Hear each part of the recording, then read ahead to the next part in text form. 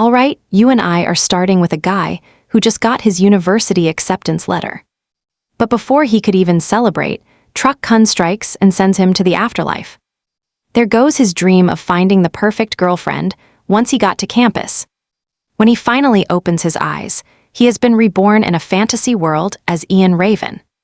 But he wasn't born into some fancy, noble family. Instead, he is just a lowly farmer's son. To make it worse, he has black hair and is penniless. Years pass by. His parents and brothers are out working, leaving him and his little sister to search for food. But kids his own age avoid him like the plague because of that black hair. And now Ian is left groaning in frustration. Why was he reborn into such a trashy situation?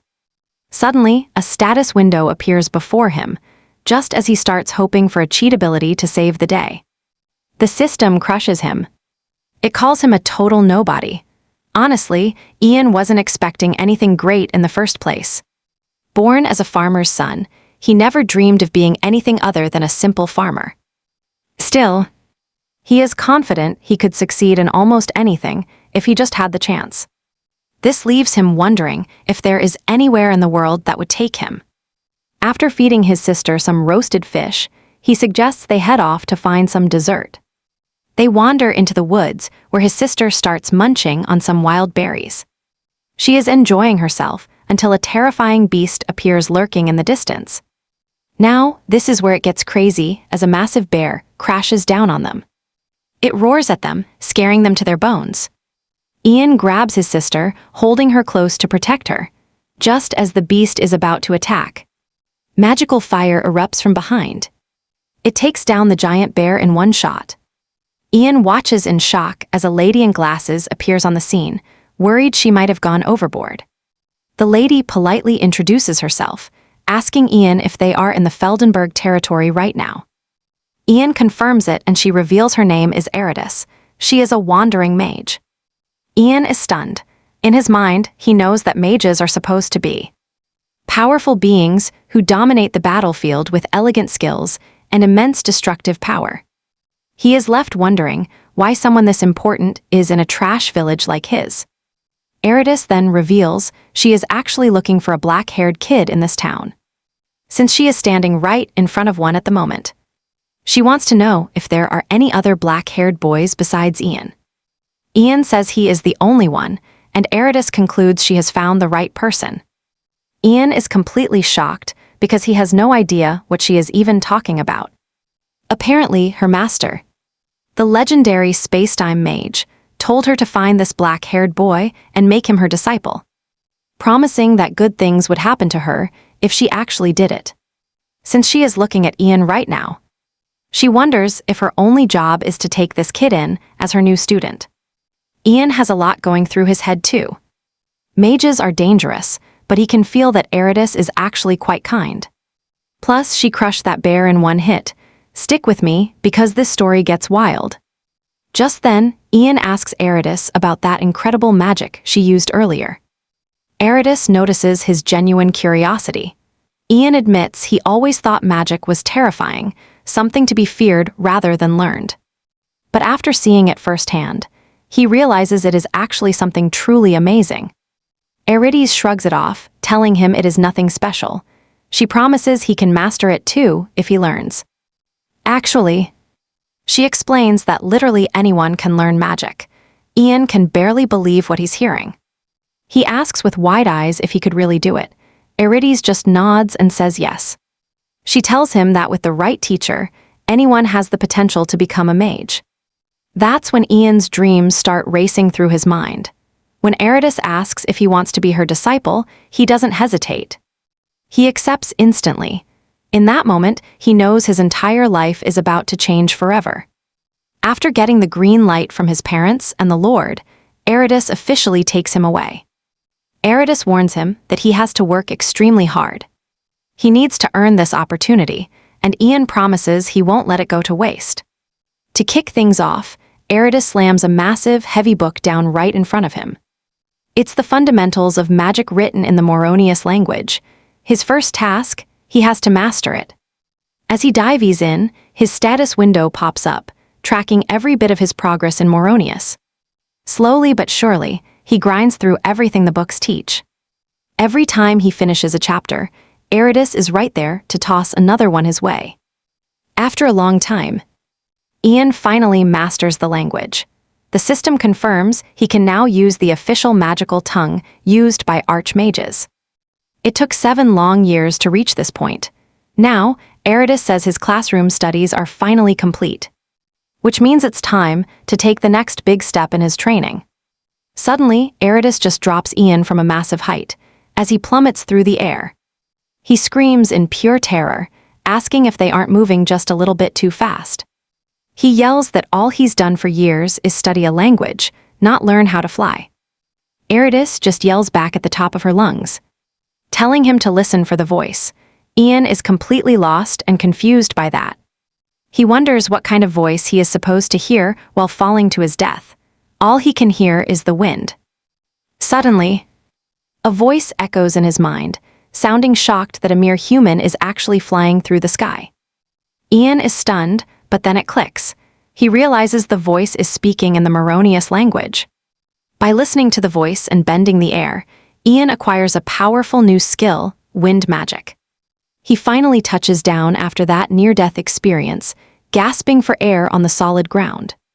His master teases him before explaining the deep, hidden mysteries of the great forces of nature.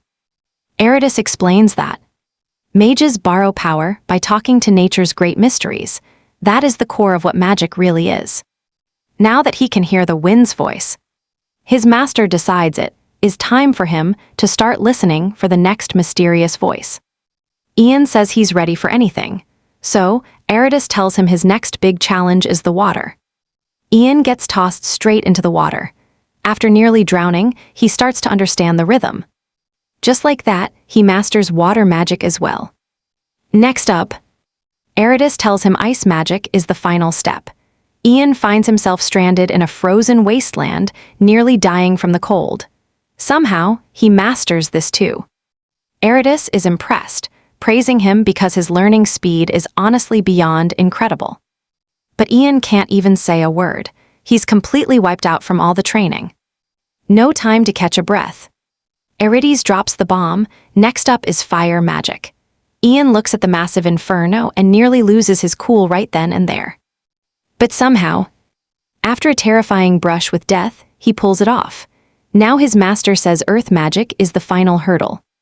Ian heads into a dark cave, where a strange riddle starts echoing in his mind. The words make absolutely zero sense.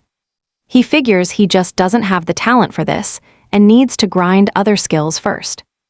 Right then, his status window flickers to life, showing a stack of bonus points he can dump into his magic stats. It hits him that the skill window is actually usable. Talk about having a massive cheat code. Since he's got the points, he decides to max out earth magic since he can't understand the riddle. Instantly, a blinding light floods the entire room. As the glow fades, he can finally hear the earth itself speaking to him. Stoked that he actually mastered it, Ian decides it is time to head back and show his master the results. Just then, he sparks some fire magic to light up his torch for the trip back. Suddenly, a voice in his head groans that it hates the light. Ian completely freezes in shock.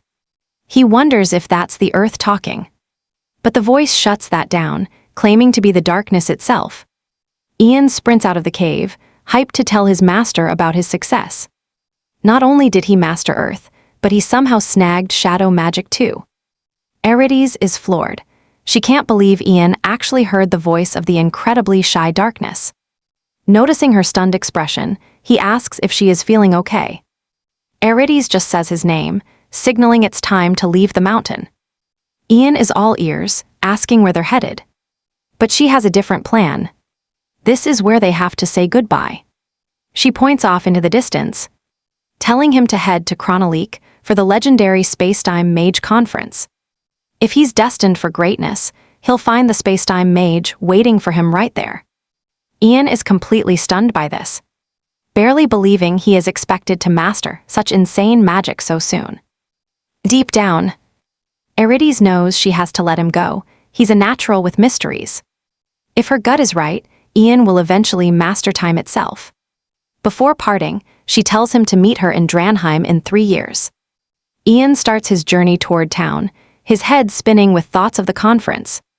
Even though this was totally unexpected, he's actually pretty fired up. He overhears a traveler looking for a group to head toward the northern regions. Since the conference is north, and he's got time to kill, he figures he'll join the group.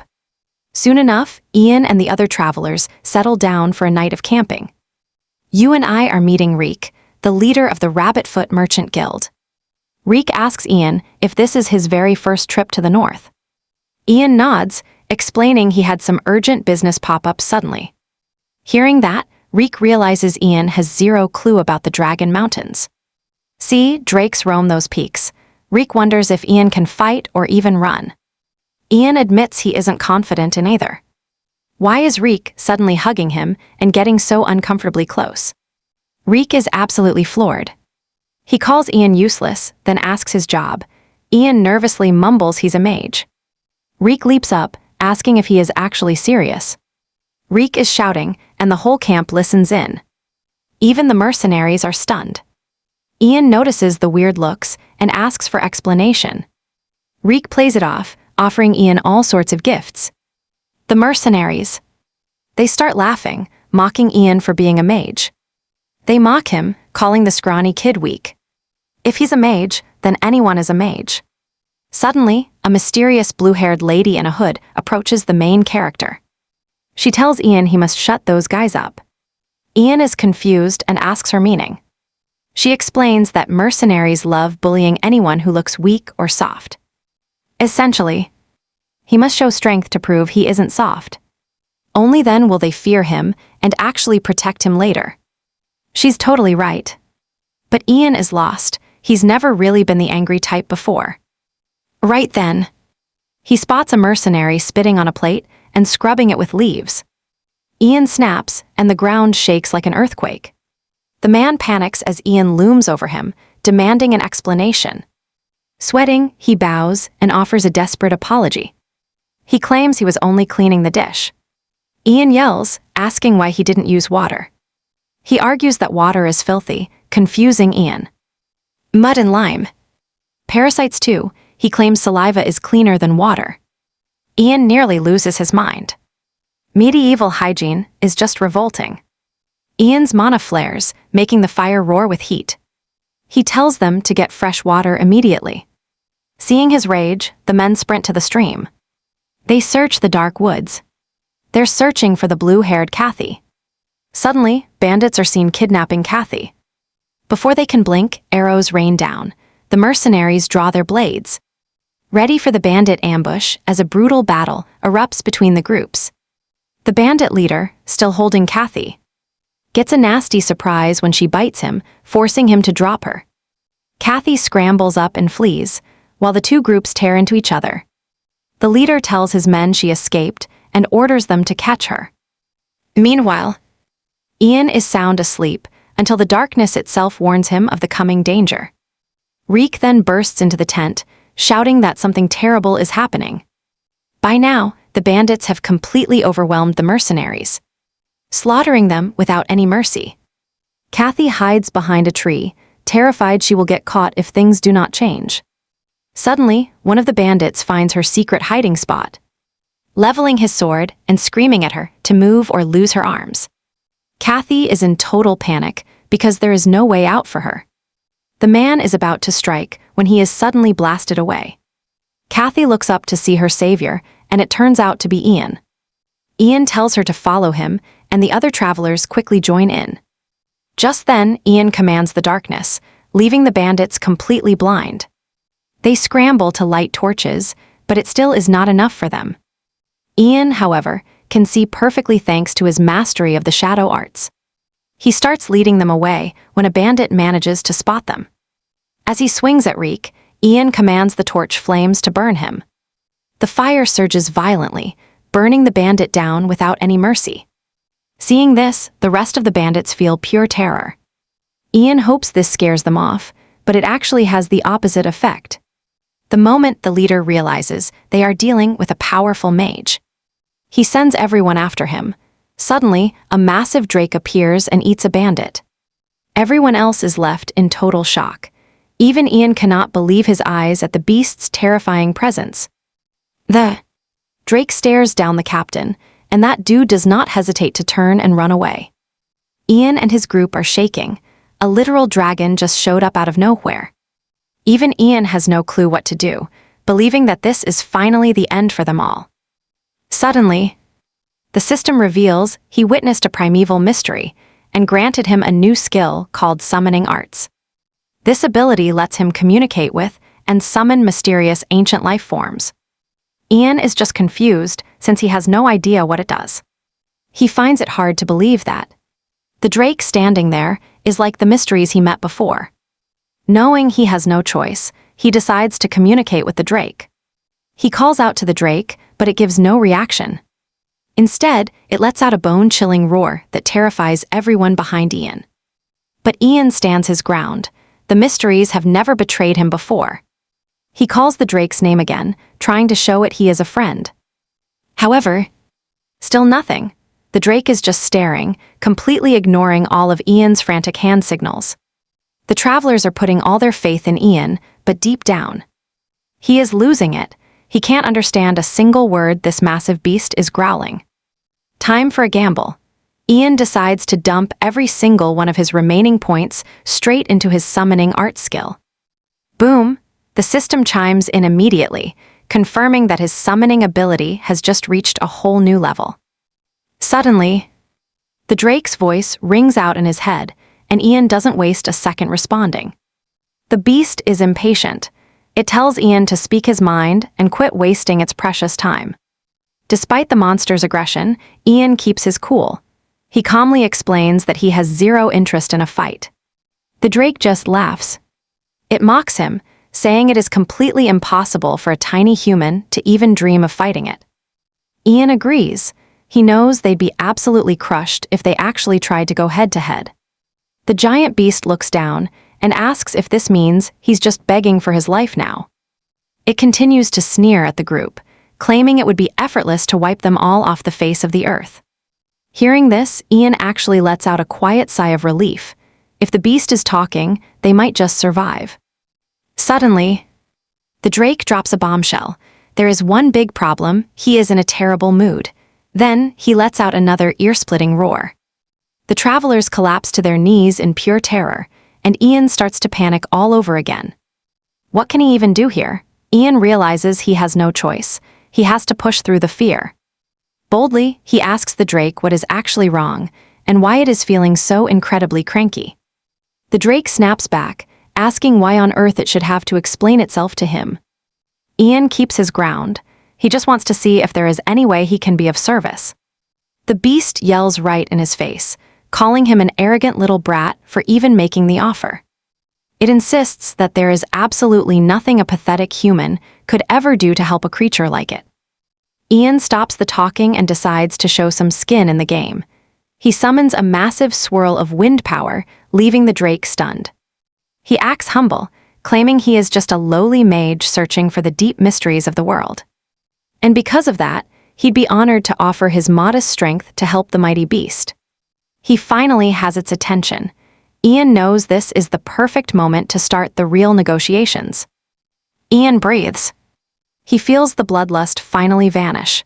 The immediate threat of being eaten is over, and he can finally think straight again. Now it is time for Ian too. He needs to show this dragon what he's really made of. He can't let it boss him around with some garbage request. Right then, the words of his master echo in his mind. He was told that real magic is impossible without truly communicating with the mystic arts. It's all about the bond. The relationship you build with the mysteries is what really matters. Erides taught him that every mystery has its own unique personality and vibe. As a mage, he has to do more than just cast spells. He needs to actually understand and empathize with them. Then it hits him, for a mage like him, the most important skill isn't magic, it's the art of social maneuvering. He decides to push his luck and pulls up his all-purpose status window once more. He finds the expert summoning techniques. It's exactly what he needs, but the details leave him completely speechless. The secret, he needs to give the drake alcohol, and the bigger the monster, the stronger the booze has to be. And after the drinks, once the drake is buzzed, he is supposed to suck up to it as much as humanly possible. Ian can't believe his eyes. This is the exact opposite of who he is. He's really going to have to swallow his pride.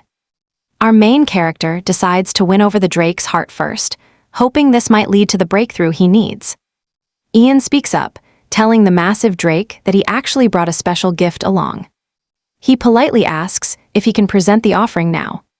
The beast grunts, ordering Ian to show off this so-called present immediately. Ian barks orders at Reek, telling him to sprint to the wagon and grab their strongest liquor right now. The alcohol is finally placed right in front of the giant creature. But the drake isn't impressed. To him, it looks like a pretty stingy offering. Ian explains that in the human world, things work a bit differently. The smaller the bottle, the more expensive the taste. He pours a cup and tells the beast to have at it. But the monster just gets irritated, roaring at Ian and asking if he's plotting something sinister with this tiny drink. But then, Ian keeps his cool, offering to take the first sip himself just to prove that the liquor is perfectly safe. He gulps it down in one go, and once he's finished, he uses the moment to prove to the dragon that there's no poison involved. Only problem, he nearly passes out because the alcohol is insanely strong. The drake admits it seems safe enough, but he's still acting a bit hesitant. Honestly, that pungent smell is making the big guy a little uncomfortable. Ian pushes him to just give it a tiny taste, promising the beast that he won't be disappointed. The drake finally takes a sip, and suddenly his whole face turns red with pure excitement. He tells Ian the flavor is strange, but for some reason, this stuff is actually addictive. Ian sees his chance and uses it. He tells the drake to keep drinking because it only gets better from here, and just as predicted, the monster starts losing itself in the alcohol the more he drinks. Believe it or not, the drake polishes off 7 whole barrels and is still standing tall. Ian's original plan was to get the beast drunk and sneak away while it slept, but that option is looking impossible now. Right then, the drake brings up that earlier question about why he was in such a terrible mood today.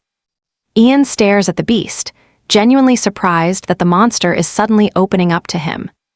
It turns out his nest is in a garbage location and way too cramped compared to the others.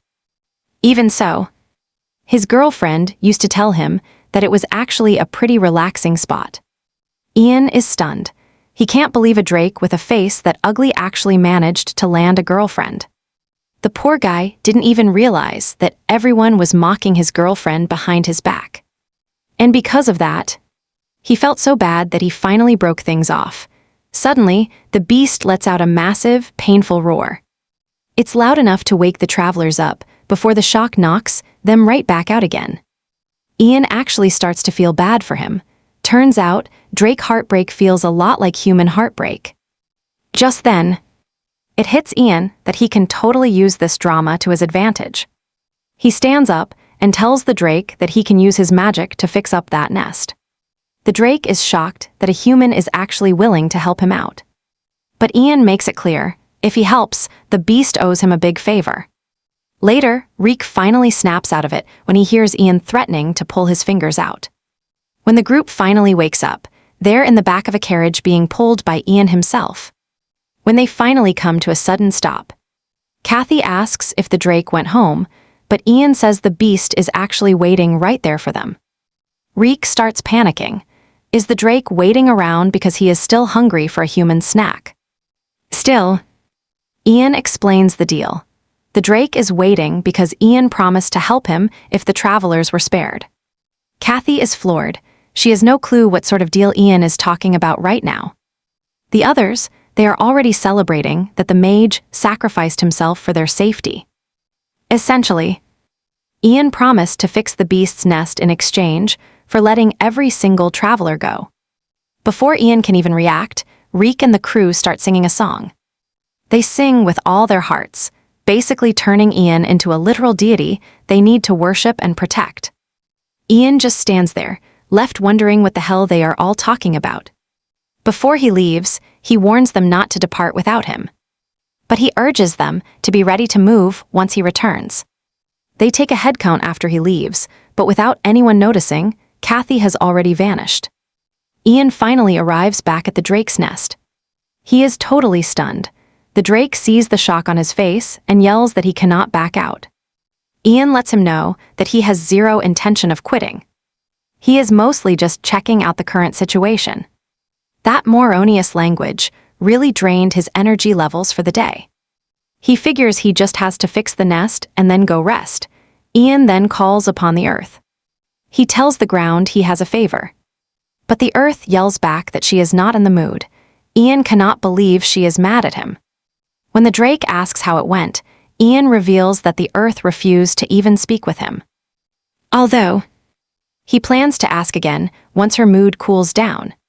Hearing this, the drake just gives up on the nest.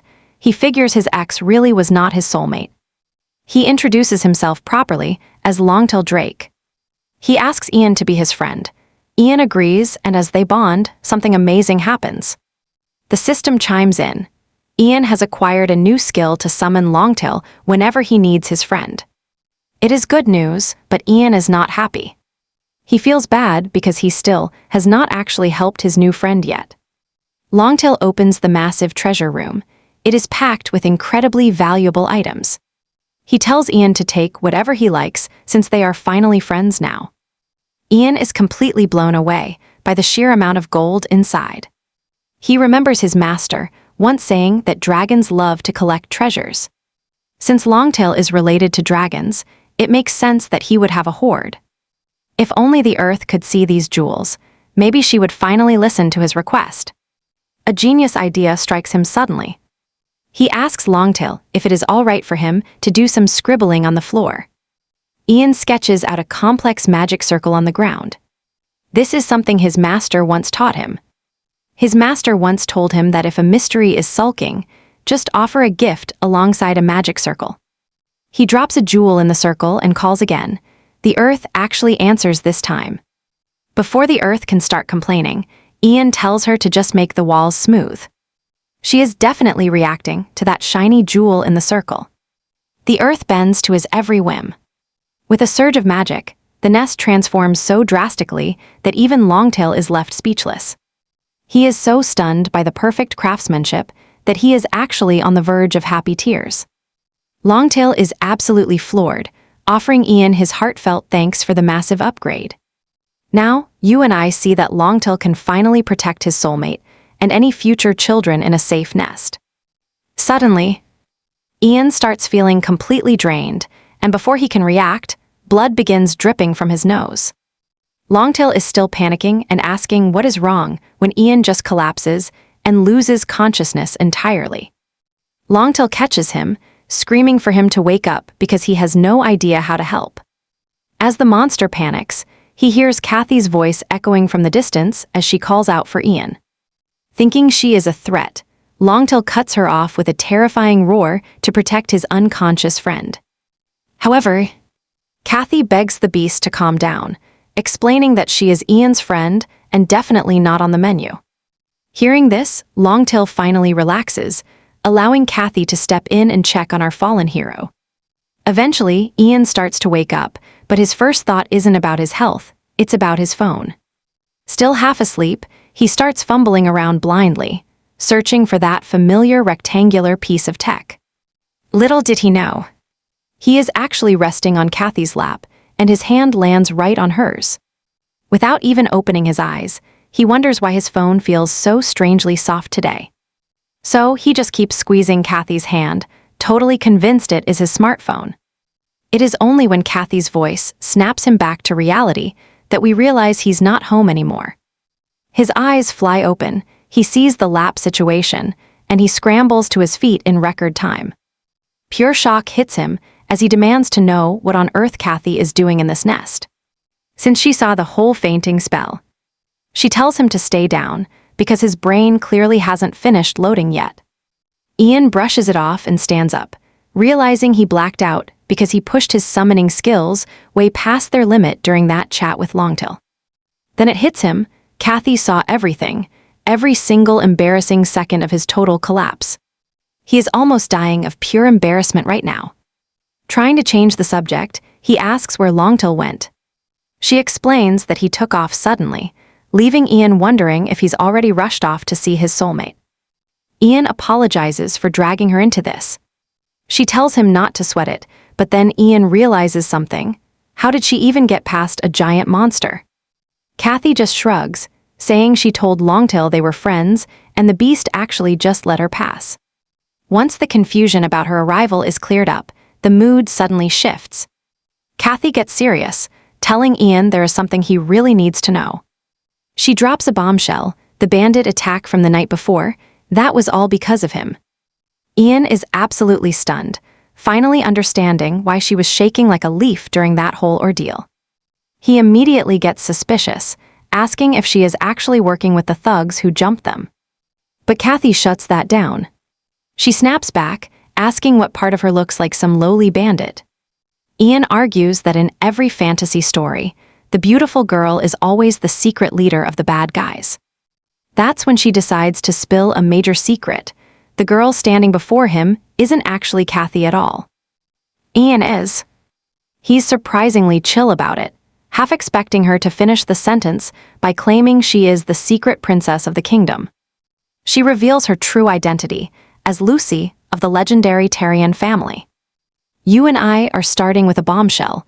Those bandits were actually hired by Lucy's fiancé to kidnap her. Ian hears this and concludes it is just a messy lover's quarrel.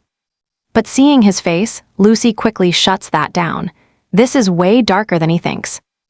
Lucy admits she was running far away so that man would never find her again.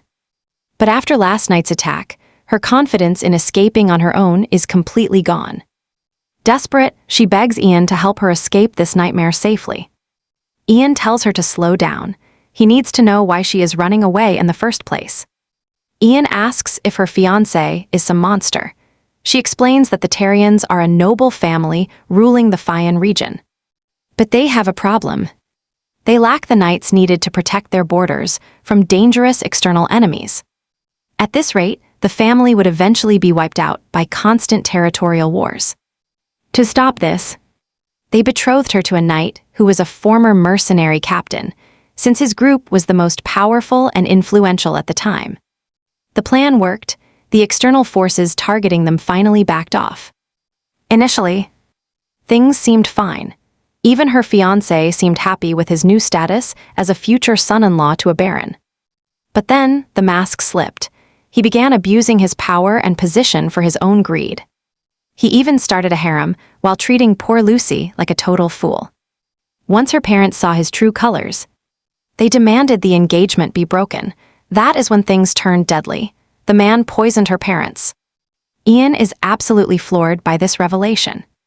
Lucy explains that the man knew he would lose everything if the marriage was called off. So he poisoned her parents and forced the servants into silence.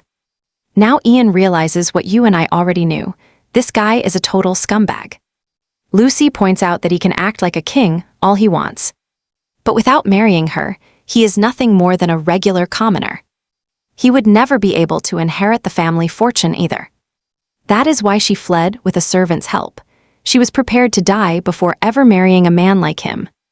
But he is not stopping. He is going to keep hunting her down to force this marriage.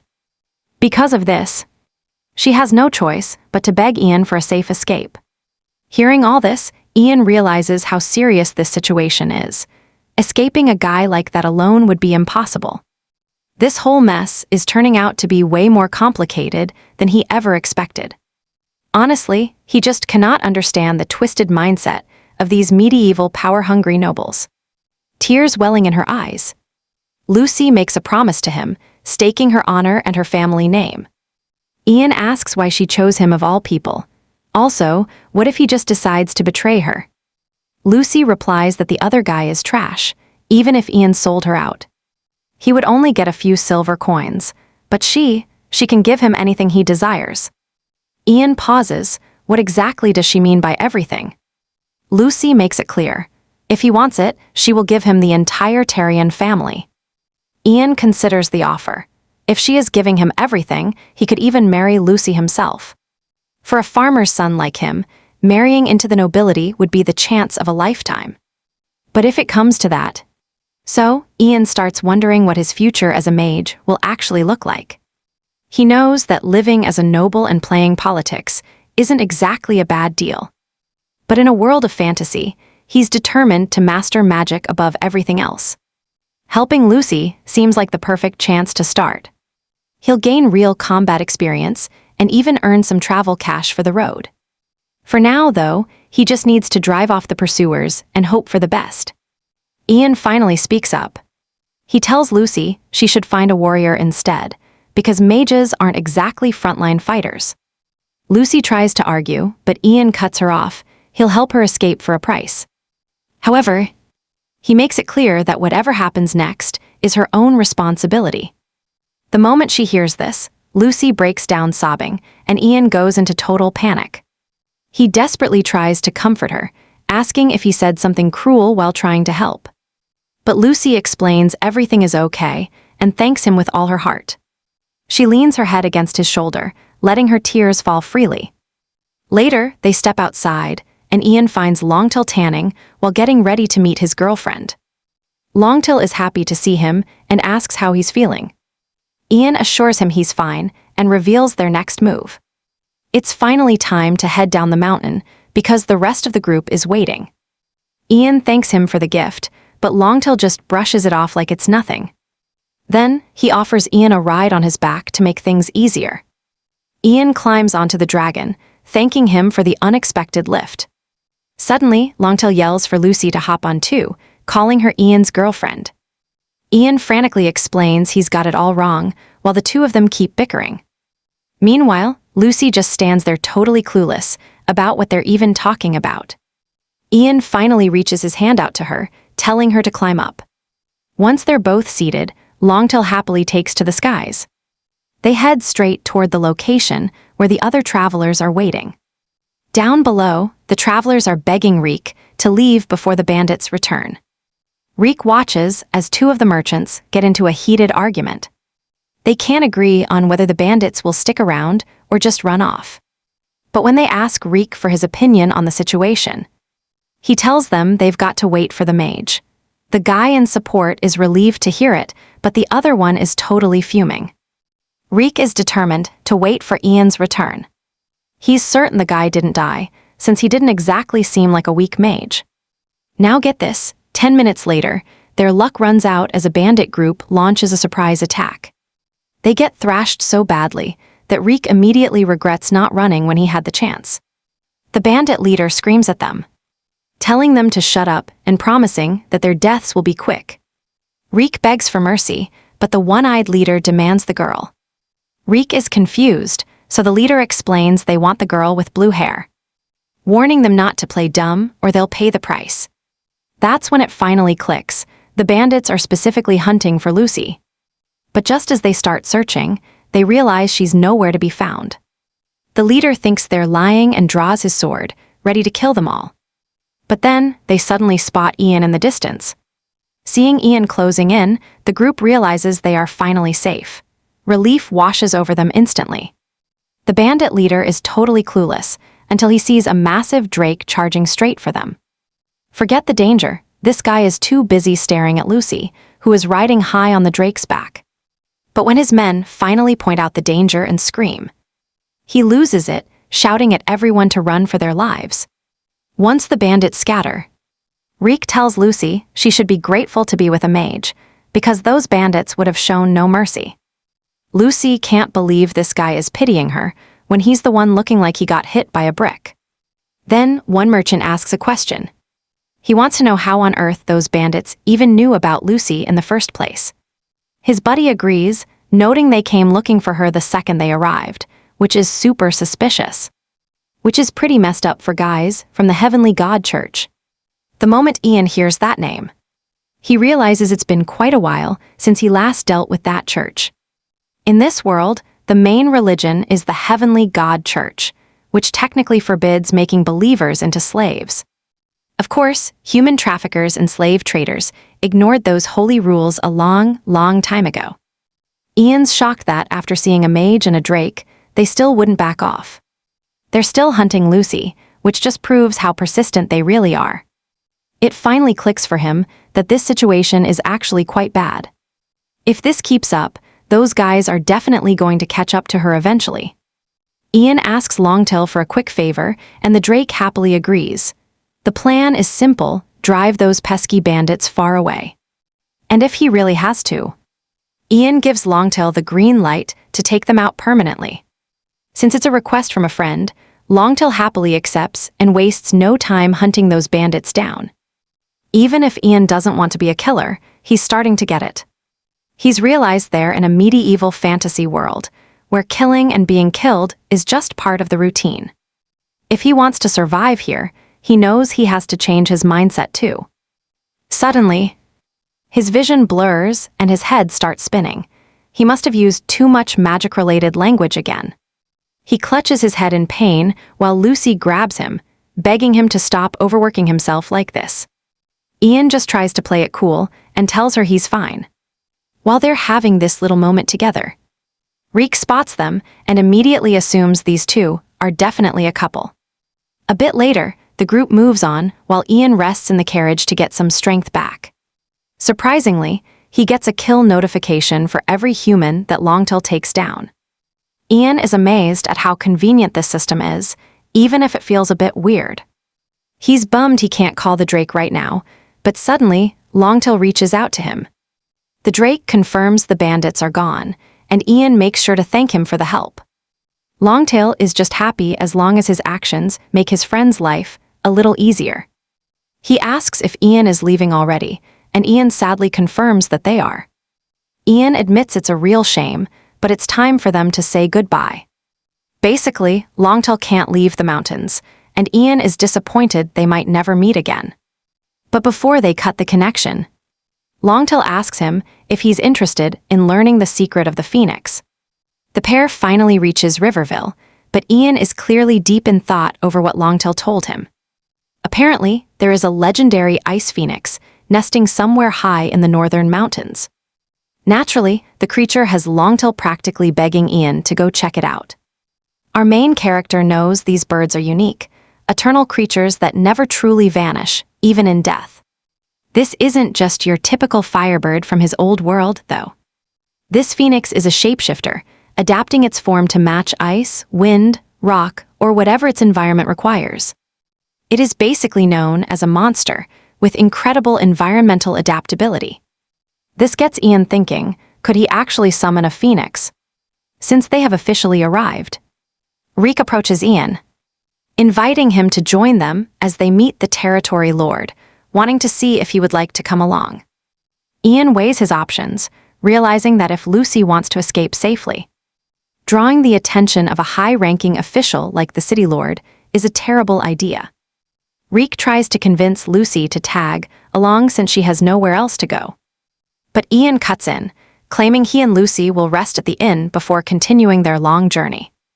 The rest of the group is completely stunned, and Lucy seals the deal by leaning on Ian's shoulder to make the group believe the story. Reek just bursts out laughing.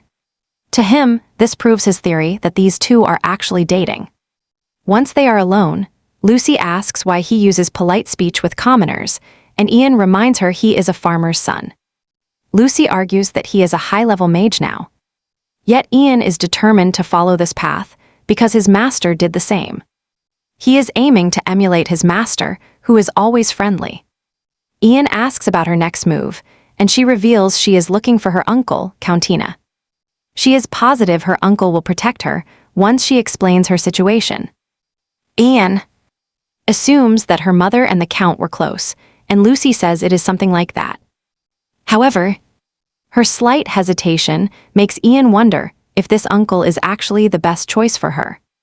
He asks if there is anyone else besides her uncle that she can trust. And Lucy snaps back, asking if he is seriously doubting her own family. She insists her uncle is the most trustworthy man alive, leaving Ian surprised by her fierce loyalty. He figures the guy must be a genuinely good person. Lucy adds that he's better than some stranger who'd only try to marry her for her title. Then, out of nowhere, she pivots, teasing that she wouldn't mind if someone like Ian proposed. Coldly, Ian reminds her their contract is finished the moment they meet the Count.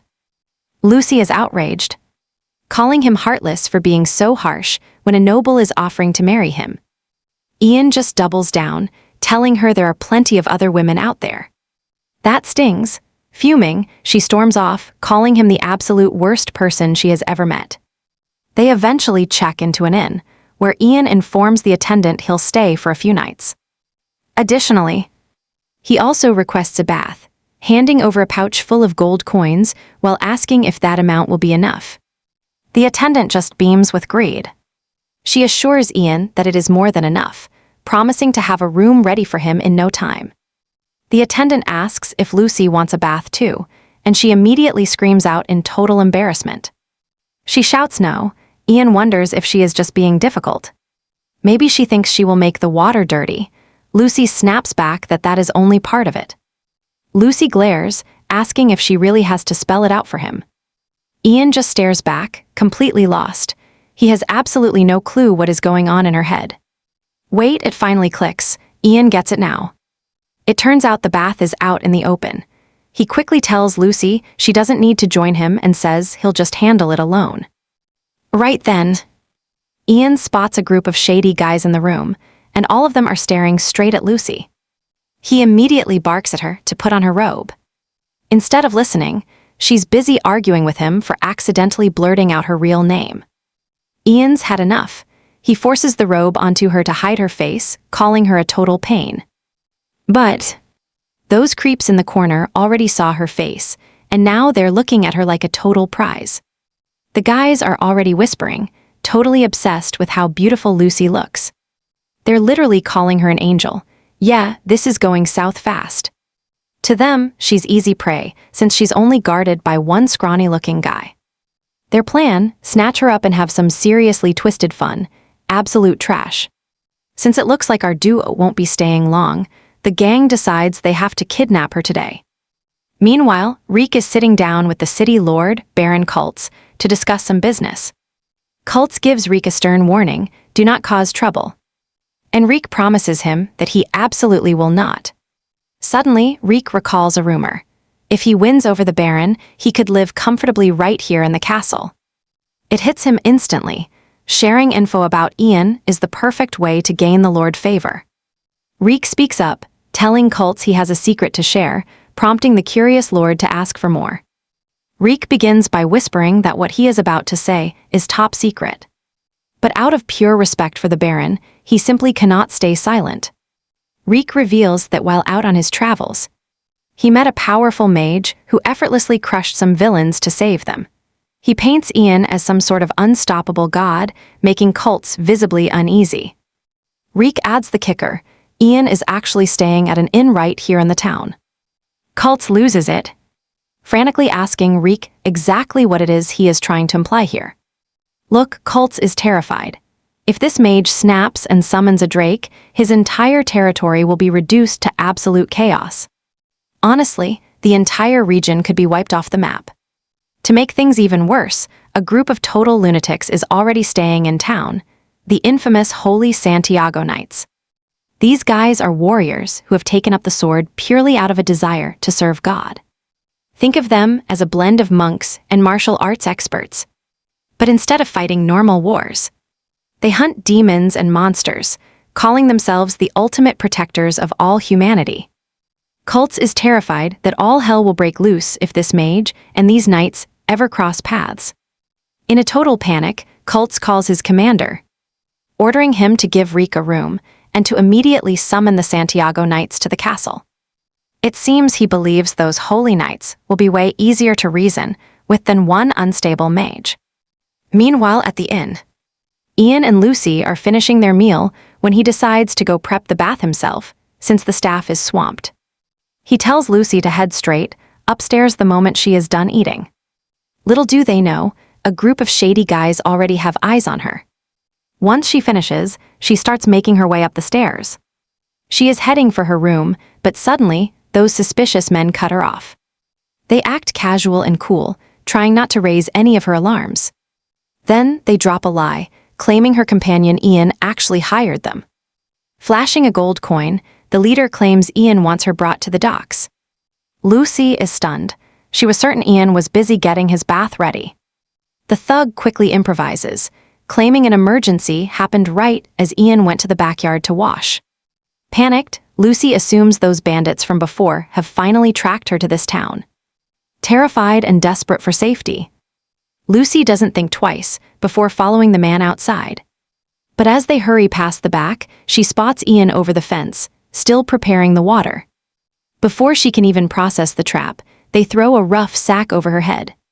Trapped inside the bag, she starts screaming out for Ian. Ian hears her, but before he can move, one of the thugs lunges at him. He sidesteps the attack effortlessly, sending the man crashing face first into the dirt. Instantly, Ian realizes these guys aren't sent by Lucy's persistent fiancé. He tries to give chase, but another one of these punks jumps in to block his path. Ian lashes out with a blast of wind magic, but he is at his limit since he is still completely drained from the magic he used earlier. Realizing he needs a boost, he reaches out for any mysterious power willing to help. Suddenly, the ancient darkness answers his call. Ian drops a massive shroud of darkness over the entire area. The thugs are blinded and terrified, while Ian is the only one who can see. He grabs a stick and starts wailing on the guy until he's screaming for mercy. Suddenly, Ian catches a glimpse of more figures approaching from the distance. It's clear that the thug he's beating managed to call for backup. The shadows fade as Ian demands to know where they took Lucy. Just then, a knife whistles past his ear, thudding into the wood behind him. Ian looks up to see a group of grim, armored men marching toward him. They are led by one terrifying old man. He asks Ian if he was the one who just summoned that dark magic. These aren't just random thugs, they are the legendary Santiago Knights. Ian stands his ground and boldly admits he summoned the darkness, even though he can feel an overwhelming amount of killing intent coming from the old man. The thug plays the victim immediately, begging the knights to save him from Ian's wrath. He lies through his teeth, claiming Ian tried to kill him for no reason. This blatant lie only makes Ian's blood boil even more. The old man scoffs, saying it all makes sense now that he knows Ian is a mage. Confused, Ian asks him exactly what he means by that. The old man sneers that this is simply how mages operate.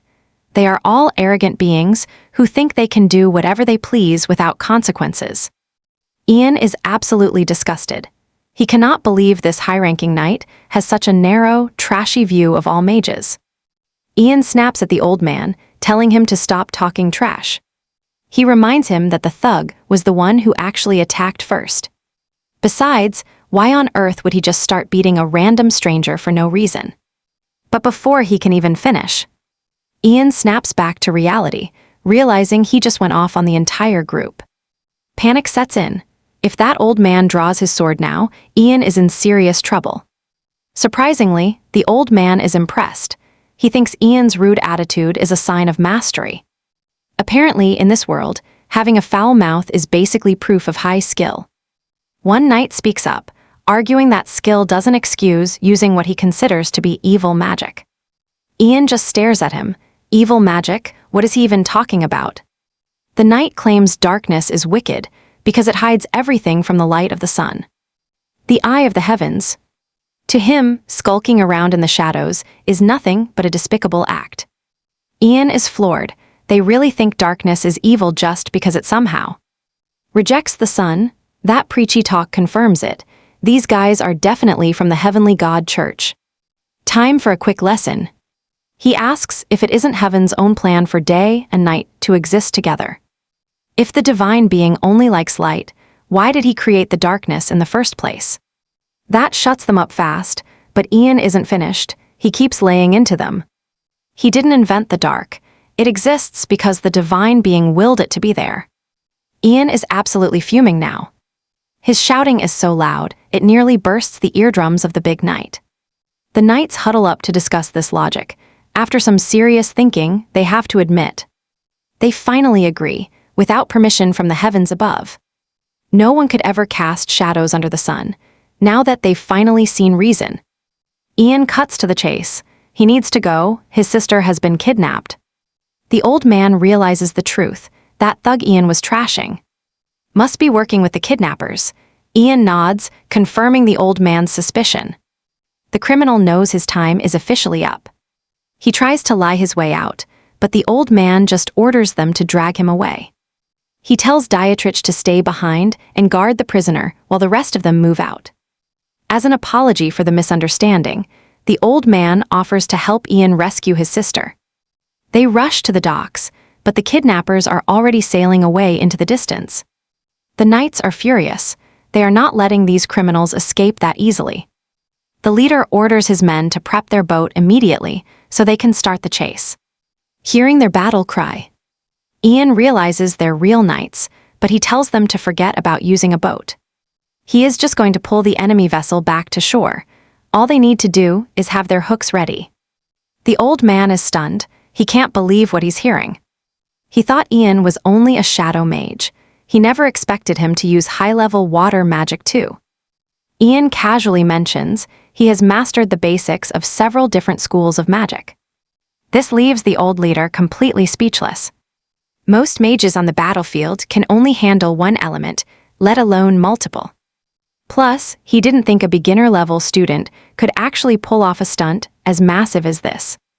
Ian gets to work. He raises his hand and commands the river to obey him. The water roars to life. A massive typhoon erupts right in the middle of the river. The knights are totally floored. This magic is on a whole different level compared to anything they've seen before. Before the kidnappers even realize what is happening, the water current suddenly shifts direction and starts sweeping them right back toward the busy harbor docks. The kidnappers are caught, and Lucy is finally safe from those thugs. Lucy sprints straight into Ian's arms, sobbing his name while her eyes overflow with tears. Ian is completely frozen until the old man snaps at him, reminding him that his little sister is currently crying in his arms. Ian finally pats her. He tells her he knows she has been through some terrifying times lately. Even while comforting her, his mind is fixed on one thing, getting back to the inn for a long, hot bath. Little does he know, you and I are about to see that getting a peaceful bath here is almost impossible.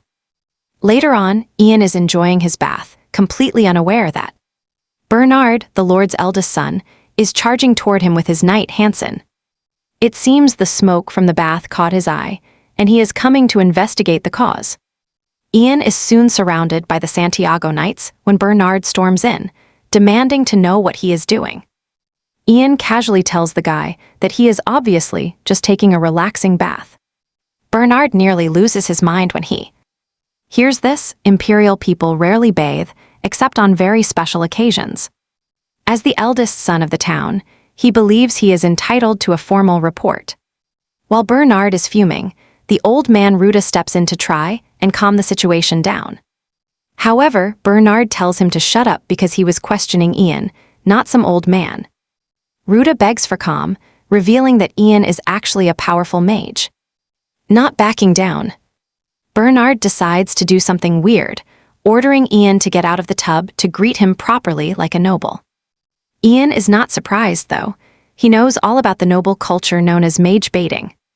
It is basically a trick where a noble provokes a mage just to test their power. If a mage stays calm, they are seen as weak, but if they crash out, they are considered truly elite.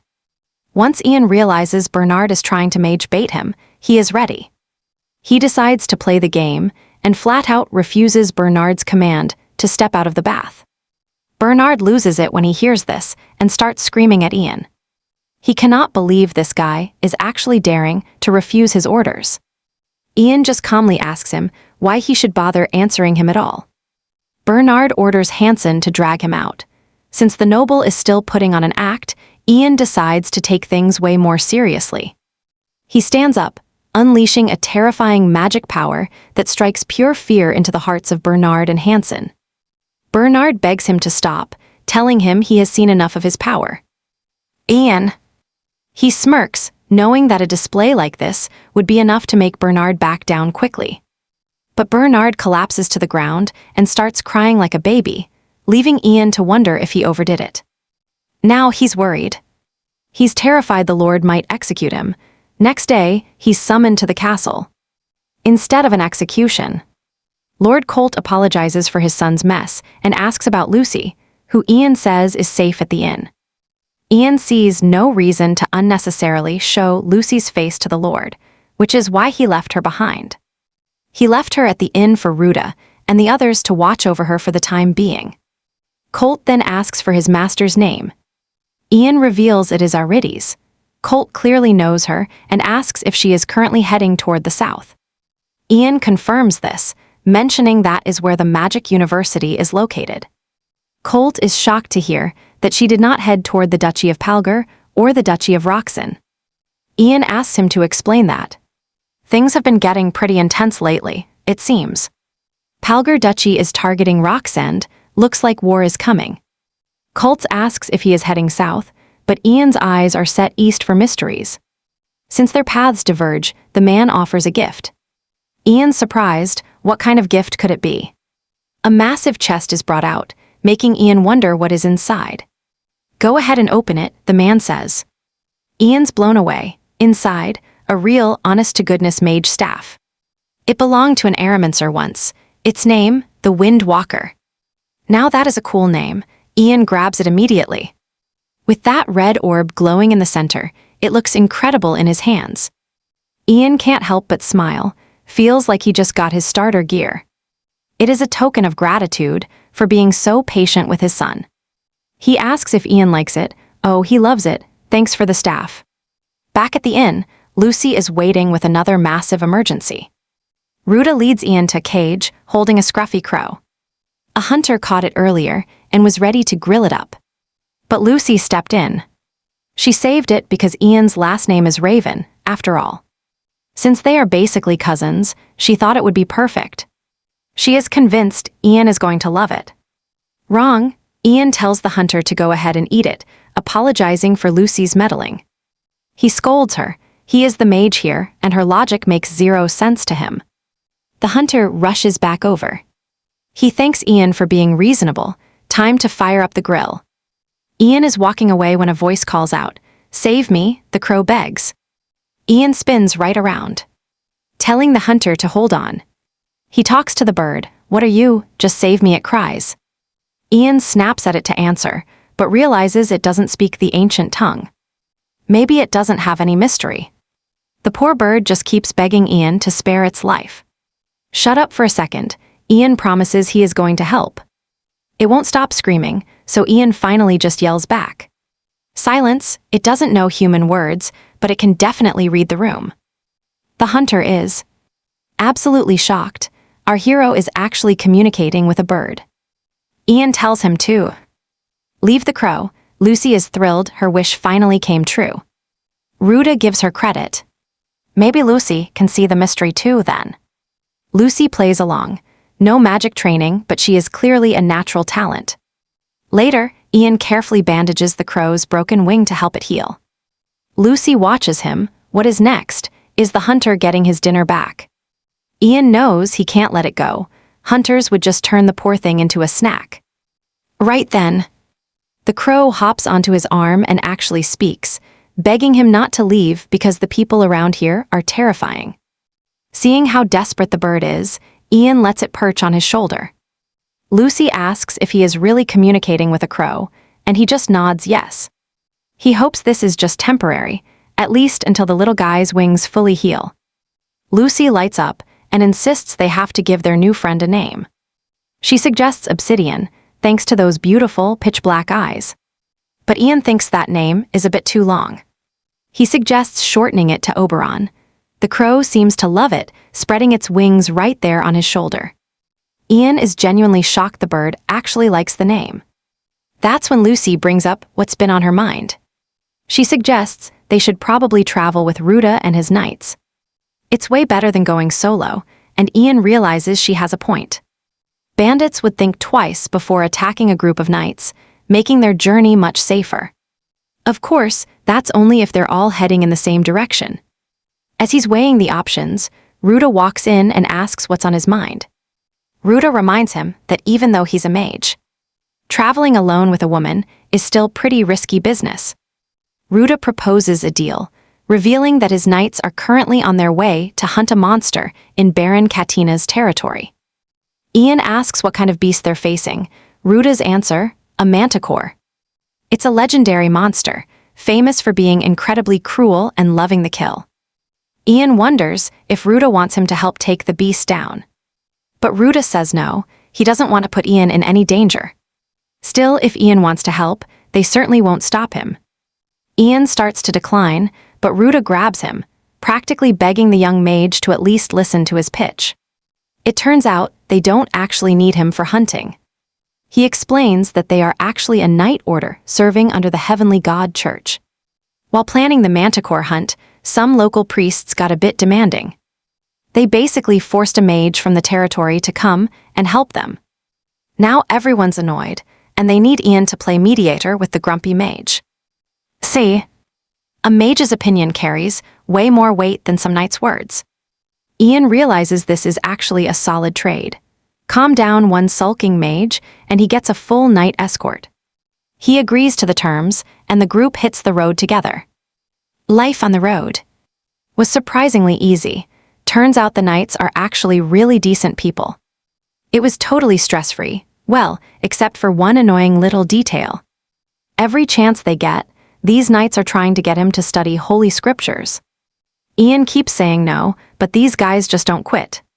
Ruta mentions that if Ian could hear God's voice, he could become a cleric. Think of it as a church-sponsored battle mage. Now that gets Ian's attention, a direct line to God. He could finally ask about his reincarnation and that mysterious status window. With that in mind, he finally agrees to crack open those books. The knights are thrilled that he has finally had a change of heart. While Ian is deep in the holy texts, a voice echoes in his head. It sounds divine and totally non-human. Ian screams back at the voice. He asks if it is God, but the voice just mocks him, saying he is on the right track. Ian demands to know why he was reincarnated, and why there is even a status window. He shouts at the top of his lungs, but he is completely ignored. Ian nearly loses his mind when he realizes that he was just left on read. He keeps screaming for God to return to him. The knights have to hold him down to calm him. After that, Ian buries his head in the Bible, studying like crazy just to get another chat. Even the knights who gave him the scriptures are starting to regret it. Finally, Ian unlocks a new skill. It is holy magic. This power lets him talk to the world's ultimate ruler. Basically, he can talk to God himself now. But Ian immediately regrets it, as the system keeps nagging him to study. Apparently, the more he reads, the happier God gets. The deity's titles are so long that even the system seems to be glazing. Ian wonders if he was sent here just to be a cosmic punchline. Ian nearly breaks down when he realizes he needs a massive magic level to speak with God directly. He decides he needs to find more mysteries to grind points for his magic. A few days later, bandits appear. Before Ian can even blink, the Knight Order wipes them all out. They cut them down while keeping Ian safe. Ruta checks on Lucy, and she promises she is fine. She asks Ruta if he is okay. He scoffs, saying no matter how old he gets, bandits can't take him. Ian mentions hearing rumors about Ruta's past as a mercenary. The old man stays humble, not wanting to boast. He definitely made quite a name for himself. That is why he uses an alias. Too many people recognize his real name and try to attack him. Ian is shocked that the old man is basically a world-renowned legend. Once the bandits are gone, the knights celebrate their victory and eventually reach a fork in the road. East leads to the castle, and west leads to the Manticore's forest. Ruta says the mage lives west and tells Ian to hurry up. But Ian tells him to chill out. He tells Lucy they should visit the mage first before going to Kina. However, Lucy refuses, saying she will go alone. Ian asks if she'll be okay. She snaps back that she isn't a child. She tells Ian that she knows the way to her uncle's house, so she will definitely be okay. She smiles and just runs off. Ian watches her go, wondering if she will really be okay. He decides he has to finish this mission fast so he can follow her. Ruta is baffled that Lucy is leaving alone, and asks Ian about it. Ian replies that he will be joining her shortly. He then asks Ruta if they are going to be meeting the mage anytime soon. Ruta says yes, but grabs Ian to ask if he is actually mentally prepared. Ian asks what he means, and Ruta explains mages are temperamental and hate the church's drama. There is no telling what they might do, and Ian wonders why he's cleaning up their mess. Ruta then explains they are being paid by the church. Finally, Ian understands why the armor is so high quality. Ruta starts teasing Ian, joking that Ian's handsome face will probably make the mage forgive almost anything. Ian feels a bit nervous since he has never met another mage besides himself. He can't help but wonder if everything is actually going to be fine. Meanwhile, the mage Monty Campbell is already waiting with his strange, crooked stew. As Ruta and his men approach Monty's house, Ruta takes a moment to explain the man's power. Ruta tells Ian that Monty has total control over all vegetation and can brew some terrifyingly potent drugs from simple plant toxins. Still, they need Monty since he has cooked up a special poison to hunt the manticore. The moment they reach the entrance, they're hit with a stinking smell so foul it almost chokes them. Right on cue, Monty steps out, claiming he has been waiting for the whole group. He leads them inside and serves up a horrible-smelling chicken stew he prepared just for them. The knights look like they're about to vomit, just staring at the plates in their hands. Ruta snaps at Monty, saying he doesn't have to prove his powers in such a disgusting, horrible way. Monty argues he's just serving a rare delicacy made from crops he grew himself with great care. He tells them they are free to leave if they don't want to be his guests. But Ruta and his knights know they have no other choice but to stay. Seeing the knights literally gagging on the smell of his cooking alone, even Monty starts to wonder if he might have gone a bit too far. Surprisingly, one person is munching on the food like it's a 5-star meal, and that's Ian. Monty is stunned as Ian basically inhales a soup that's completely packed with raw garlic. The mage is forced to walk over and ask if he's actually doing all right. Ian just looks up and simply replies that the dish is actually delicious. Monty nearly passes out from shock because he definitely didn't intend for it to be tasty. Ian confirms this, claiming the extra garlic actually makes the whole thing even better. Then, right in front of everyone, he proceeds to eat an entire bulb of garlic. Monty has to physically grab Ian and tell him to just stop whatever he's doing. Monty mentions he's been an herbalist for 40 years. But he's never seen someone as completely ridiculous as this kid before. He asks for a name, and Ian introduces himself as Ian Aratus Raven. The moment Monty hears that name, he realizes Ian is Aratus' apprentice and immediately apologizes for being mischievous. To make amends, he heads back to the kitchen to cook up something much more presentable. The new dish looks incredible, and while the knights are cheering over it, Ian is actually mourning the loss of the foul chicken stew he was enjoying. While they eat, Monty asks if it's true they are really hunting a manticore. Ruta simply confirms it. Monty warns the group that this won't be easy. Count Katina sent professional hunters after the manticore before, and every single one was slaughtered. Ruta isn't sweating it. He's built for these kinds of life and death scenarios. But Monty is skeptical. Has Ruta ever actually managed to catch a manticore? Only a handful of times, Ruta admits, back when he was much younger. Monty shifts his focus to Ian. Has the young mage ever done something like this? Ian is caught off guard. Look, Monty says, if Aratus trained you, you are expected to be a top-tier, full-fledged mage. It is time for him to show these knights what a real mage can actually do. Basically, every mage eventually hits a point where they have to deal with people, whether they like it or not. His master, Aratus, was clear. Never take these social obligations for granted. Honestly, Ian doesn't have to hunt this beast. It is not part of his contract. But if he bails now, nasty rumors will definitely start spreading throughout the mage gathering. That gathering is the Big League, an organization run by the Magic University to ensure everyone uses mystery the right way. If his reputation takes a hit now, he wouldn't even have the guts to look his master in the eye again. Worse, he might lose the ability to ask other mages for help when he needs it. After weighing all his options, Ian realizes he has no choice but to follow. He tells the knights he will accompany them. All right, day 2, and we are heading into the deep forest for this manticore mission. Ian feels a strange, heavy tension. He just hopes that Lucy is doing all right. Moments later, Oberon screeches that he found it. Ruta turns to Ian, asking what the issue is. Ian explains that Oberon just pinpointed the exact direction they need to take to track down the beast. Ruta is floored. Having a scout like that is an absolute game changer. Apparently, while Oberon was riding his shoulder, Ian was secretly teaching him how to understand human speech. His magic skills made the bird a fast learner in no time. Then, Ian stops to ask Ruta a very important question. Can he just talk to it, persuade the manticore since it is also a monster? Ruta is speechless, but Manny jumps in to shut that idea down immediately. A manticore isn't the talking type. It is a predator, plain and simple. Ian fires back, what does Manny even know about summoning magic? Monty gets defensive, claiming he knows his mysteries.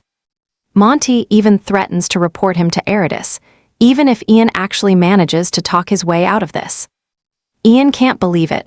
No praise, just straight to the master to tattle on him. Suddenly, a knight suddenly shouts for everyone to look toward the distance. The manticore is standing right in front of them. They look ahead and freeze. The beast is staring them down. Ruta barks an order for the mages to stay close to him. Ruta prepped for this. Every weapon they have is already coated in lethal poison. It is a special brew Manny whipped up just for this hunt. Ruta gives the command. Fire, a volley of arrows streaks toward the monster. But then, ping, the arrows just bounce off its hide, leaving the knights totally confused about what to do next. Ruta yells for his men to hit it again. The manticore just laughs at them. It is a chilling, evil sound as it steps out of the shadows. Even Ian is seriously worried. With the beast looming right over them, they realize there is no time left to apply the poison properly. Just then, Ian screams at the top of his lungs to get the manticore's attention. You and I know things are about to get really wild. The manticore turns to Ian, absolutely stunned that a human actually has the guts to speak to it. Definitely a rarity. Ian tries to keep the beast calm, relieved they can actually understand every word each other is saying. Ian starts introducing. The monster sneers and tells him to beat it. After some nasty insults, Ian finally snaps, shouting back to ask the beast what its major problem is. Surprisingly, the manticore likes the attitude, thinking this is exactly what it wanted. It asks what Ian wants. Ian, he wants its head. The beast roars with laughter, appreciating such a blunt answer. Then, the manticore makes an offer, team up and hunt some humans together. It starts describing just how delicious human meat really is. It even promises Ian a life of endless gold, before it eventually just kills everyone off. After hearing that vile, sickening plan, Ian literally pukes on the spot, flipping the monster off and calling it a total piece of trash since he refuses that dirty deal. The manticore leaps, ready to slaughter everyone. As the manticore charges the knights, Manny strikes, unleashing massive magical roots that swallow the ground where the beast is standing. Ruta screams at Monty, demanding to know what he's done. Manny claims he ate the beast, but Ruta is furious. The knights were way too close to that trap, and they start bickering. Ian and Ruta rush over, only to find wounded knights. Things just got dark. Ian freezes in horror, seeing Dietrich on the ground, bleeding out. Dietrich weakly apologizes for letting the monster escape. Ruta tells him it's okay. For the first time, Ian realizes that in this world, death is permanent and very real. He never expected to be mourning someone like Dietrich. Those storybook fantasies have officially become a nightmare. Ian rushes to grab his hands, reminding him of his own words that prayer and faith were enough to crack the heavens open. With dying eyes, Dietrich nods, time to pray. Ian starts shouting to the heavens that Dietrich is their biggest fan. He demands to know if they are really going to do nothing while Dietrich lies there dying. Suddenly, a divine voice echoes from above, telling him that if this is truly what he wants, they will give it a try. The knights are left in total awe, as Ian's hands explode with a blinding, immense holy power. Then, Dietrich wakes up in heaven, standing before the goddess herself. He is speechless, but she smiles, welcoming him home. Dietrich bows, trembling in awe. She tells him his work is not over. There is a task. He must spread her will, helping the weak and bringing happiness to the world. Finally, she commands him to stay and help her holy apostle, Ian. With her wish delivered, she sends him back, and Ian finally opens his eyes to see Ruta and the others. Everyone is paralyzed with shock, as Dietrich literally comes back to life. Ian stands there looking proud, asking Dietrich how that trip to the afterlife felt. Suddenly, Dietrich grabs Ian with divine intensity. He praises the boy for acting as the bridge between him and the goddess. Ian can't really argue, though he knows that heavenly magic only worked because the goddess herself lent him her holy power for the task. Ian's curious though, how could Dietrich possibly know that? Turns out, the goddess told him he had to save Dietrich because his mission wasn't finished yet. Dietrich is floored. That is exactly what the goddess told him on the other side. Right then and there, Dietrich bows, calling Ian an apostle sent by the heavens. The other knights are losing it, and they can only assume one thing. Dietrich must have lost his mind, because there's no way Ian is an actual apostle. A bit later, Monty mentions how they almost died, yet everyone feels more energized than ever. Ruta suggests they get back to hunting the manticore, and the men are all in for it. Ian tells Ruta he's sending Oberon ahead to do some scouting for the group. Ian is totally locked in, determined to make that beast pay for what it did. Meanwhile, the manticore has reached the town, and it is causing absolute chaos. An old man and his son try to run, but the father loses his footing and slips. He crashes to the ground. Before the son can turn around to help, the manticore corners them. Instead of fleeing, he stands his ground. The son grabs a pitchfork and points it at the monster, telling it to back off. The manticore actually speaks, shocking the kid by responding in a human tongue. Then, the manticore makes the boy a twisted offer. It tells him to kill his father, promising to spare him and everyone else in town. The son screams back, telling the monster there's no way he'd ever do something so sick. Since it's come to this, the manticore decides it'll just kill him and everyone else right then and there. Father and son hold onto each other, closing their eyes for the end. Then thwack, an arrow flies out of nowhere and pierces the manticore's eye. As the monster howls, it looks up to see Ruta and the knights charging in fast. Ruta orders his knights to hit it with everything they've got, and a fierce battle erupts as they try to slay the monster. But the manticore isn't scared. It just mocks them, calling all humans pathetic insects. Suddenly, Ian's voice rings out, calling the beast a coward while mocking it for acting so desperate. The manticore roars at him. It tells him to shut up, but Ian just keeps teasing it, saying it's all talk. That does it. The manticore loses it and lunges straight for Ian's position. But the second it gets close, Monty makes his move. He triggers his magic, sprouting flowers that wrap around the manticore's legs to trap it. Ruta gives the signal, and the knights drench the beast in flammable oil from every single angle. The manticore still thinks it's invincible until it looks at Ian. It realizes its game over the moment. Ian ignites his massive fire magic. The beast is vaporized instantly, leaving nothing behind but a pile of ash. With the threat gone, the townspeople gather around to thank their heroes for the rescue. Ruta simply tells them they were just doing their job. All right, you and I are watching Ian just stand there, basically invisible to everyone. That annoying crow starts poking fun, asking if he is actually getting ditched. Ian just tells Oberon to zip it already. He realizes they are terrified because they just watched him turn that manticore into a total fireball. But then, the family he saved pops up to give him some heartfelt thanks. Ian barely knows how to react. He was not looking for praise, but he is not complaining either.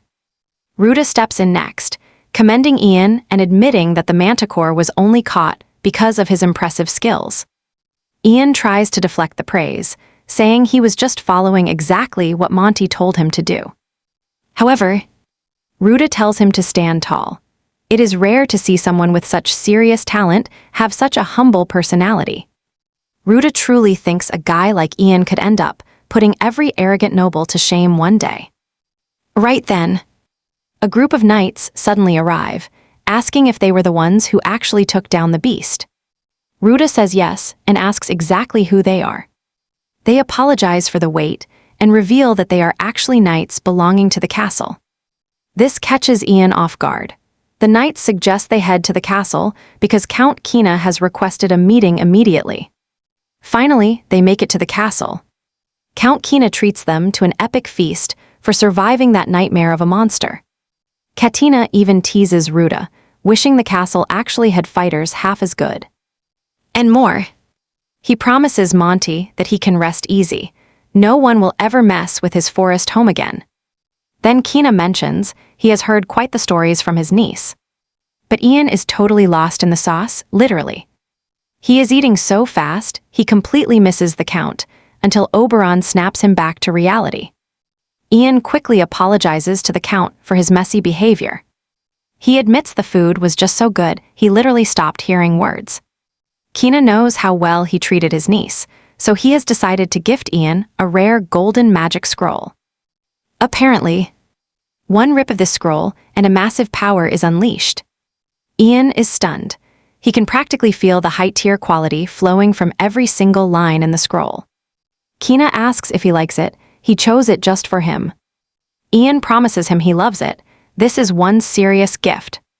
But Kina says this is nothing compared to bringing his dear Lucy back home. Just then, Kina snaps his fingers and Lucy enters the room wearing a gorgeous dress, but with a hat that looks exactly like a traffic cone. Ian is speechless. He is mostly just wondering where she found such an ugly hat. Lucy gives Ian a warm smile, asking how he has been doing lately. Ian says he is fine, but Ruta jumps in.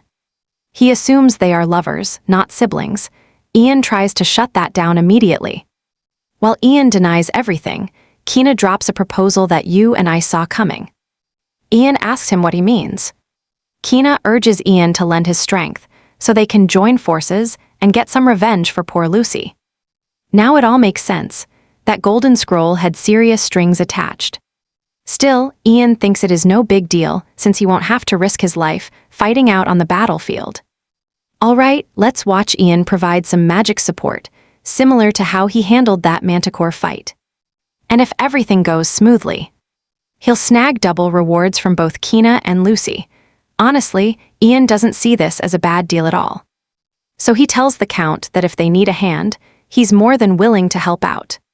3 days later, as Ruta prepares to head out, Lucy thanks him for everything he's done for them. Surprisingly, Ruta's squad has actually shrunk since Kina lured several knights away with heavy bags of gold. Ruta turns to thank Ian for his help, and Ian gives him a respectful nod in return.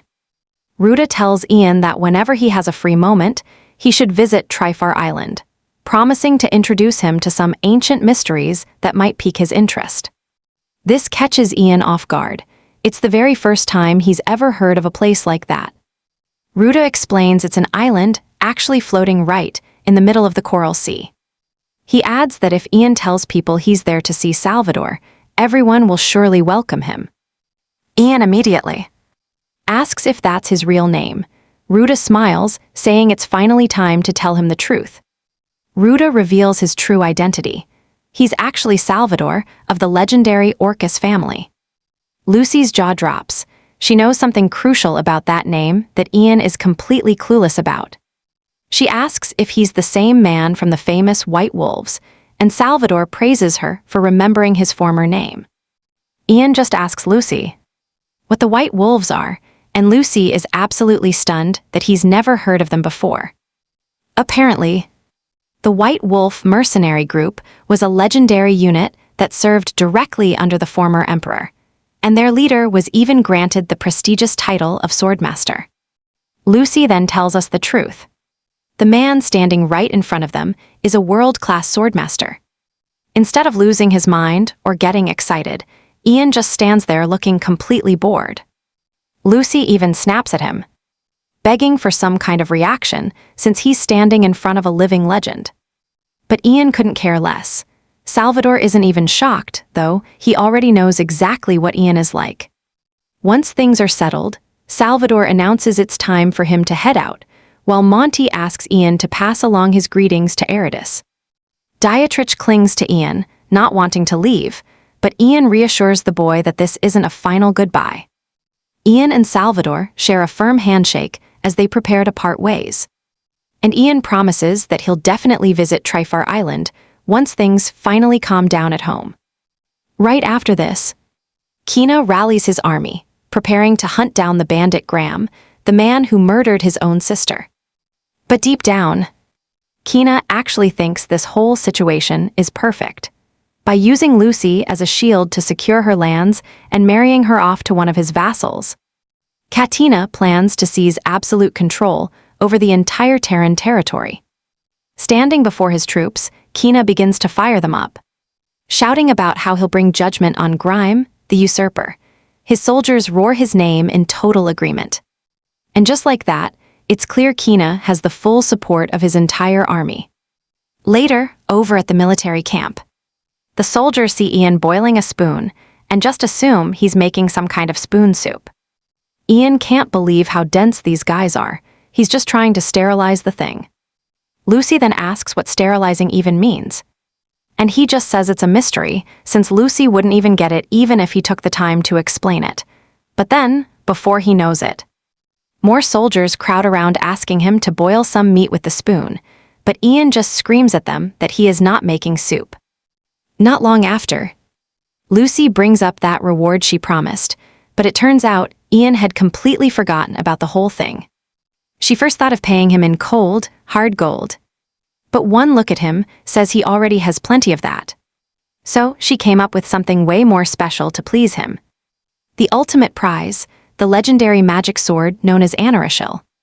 Turns out, fairies originally gifted this blade to the very first Baronarian. Legend says the Baron fell for a fairy and used this sword to save their entire realm. Lucy tells this epic legend with so much hype and excitement, but Ian, he is just standing there, totally unimpressed. He asks her a simple question. Why did her family stay lowly barons instead of using such a powerful sword? That is when Lucy drops the bomb. It has been 400 years, and Anorishil is buried in the first baron's grave. Ian is floored. To get the sword, they would literally have to go grave robbing and dig up her very own ancestor. Seriously. He cannot believe she is willing to desecrate a sealed tomb just to give him a shiny new toy. This total lack of morals leaves him speechless, but when he finally finds his voice, he tells her the sword is clearly too precious, and her family should just keep it for themselves. Honestly, he thinks it would be better if they just keep it to brag about forever. Lucy snaps back, saying she has not reclaimed her status quite yet. But she finally has the strength to fight, and she is grateful for that. Giving him this priceless sword is her way of saying a massive thank you. Lucy jumps up, calling him a total idiot for not being able to read the room before storming off in a huff. Ian wonders if he pushed her too far, but then Kina suddenly appears. He has got a favor to ask, and he needs our hero's help. Cut to some local mercenaries, shaking down a poor villager for his loot. Suddenly, they spot Oberon watching them from a nearby branch. They know instantly that Ian is close by, and right on cue, Oberon announces his master's arrival. While they are still reeling from a talking crow, Ian steps out, looking completely disgusted by their behavior. It turns out Ian is only here because of the request Kina made earlier. See, Kina begged Ian to put an end to the mercenaries' crimes in the town. Ian originally suggested letting the knights handle it, since they are professionals and all. But Katina explains that is impossible because the knights and the mercenaries are basically best friends who stick together. They cover for each other and look the other way just to keep morale high. It is total corruption. Kina might have ignored the looting for a little while. But now they are messing around in his niece's land. Kina figures if Ian just gives them a stern warning, they will finally start behaving themselves. So Ian tracked them down to give these thugs the scolding of a lifetime. Just seeing him is enough to make these guys shake like leaves. He threatens to wipe them out as punishment. And the mercenaries immediately start begging for their lives, swearing they are done. From then on, they became such model citizens, they were actually afraid to step outside, truly believing that Ian would kill them the moment he saw them. Kina and Lucy were absolutely thrilled when they heard the news. But suddenly, things take a turn. Sina learns from his knight that their army is no longer a threat to the usurpers. Ian is completely caught off guard. They have the numbers, so why?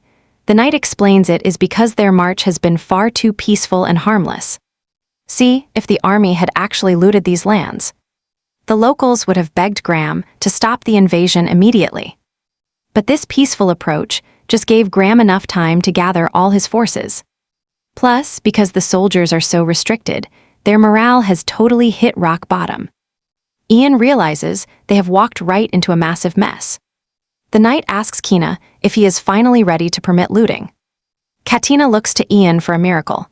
Honestly, you and I knew he would have a trick up his sleeve. Katina and Lucy immediately start begging him to share his secret plan. A bit later, Ian shows up at a local farmer's house, disturbed by the annoying sound of crows. The farmer steps outside. Ian casually asks him if he owns these wheat fields. The farmer acts all tough, but the mercenaries behind Ian quickly put him in his place with an introduction. The man instantly drops to his knees. He begs for forgiveness, terrified that he offended someone as legendary as the Great Mage. Ian looks at the crops and tells the farmer his wheat is already rotting. Confused, the farmer asks what on earth he means by that. Ian puts on a show, claiming that a deep evil has infested the very soil. He claims the soul of the first Baron is furious because his land was stolen by usurpers. Shaking with pure terror, the poor farmer asks Ian how he can fix this. Playing his part, Ian says only one thing can calm the gods. Lucy must take back her ancestral throne immediately. After delivering his lie with Oscar-worthy acting that looked incredibly real, Ian runs off to the next farm to repeat the show. Just like that, everyone starts believing the entire land is doomed as long as Graham rules. The rumors spread like wildfire. Before long, the people start showing nothing but pure distrust toward Graham. They all unite, demanding Lucy's ascension to save them from the supposed heavenly curse. With the people behind them, the army's morale skyrockets as they march straight toward Graham's location. A while later, several mercenaries show up to voice their anger directly to Kina. They argue that they have no desire to fight on such a dishonorable battlefield. Kina is confused, but they explain that Ian's rumors about the curse are ruining their pride. They are terrified that Ian is actually bringing a real curse upon them. To them, fighting alongside a mage like Ian stains their warrior honor. Ian tries to defend his actions. He says the curse is just a lie. He can't believe these supposedly tough soldiers are actually taking his made-up rumors seriously. The knights snap back, claiming you can never trust a mage because they only live to deceive people. Ian realizes these knights are just trying to force their way. But this is a huge problem. In this world, the knights are seen as the true stars of the battlefield. He can see the growing doubt written all over Kina's face, too. Without the support of the knights, winning this war is basically impossible. It is a total deadlock. Kina will eventually have no choice but to side with his own knights. Ian already knows there is no longer any need for him to stick around. Ian finally speaks up. He tells Kina not to worry. If his presence is causing issues, he's more than happy to just pack up and leave. As he steps outside the tent, he leaves a sharp warning, telling the Count not to even dream of asking for his help in the future, no matter what happens. We'll drag each image frame and we drag each image frame in to make the images run a drag drop into CapCut. And similarly with the audio file, we also drag like that all audio. I guarantee that all audio and images and videos are all created by me. So after I've dragged the audio and images, I will have a version like this. I will insert effects into each frame to create visual appeal for viewers finally. I will review the video one more time to see if there are any parts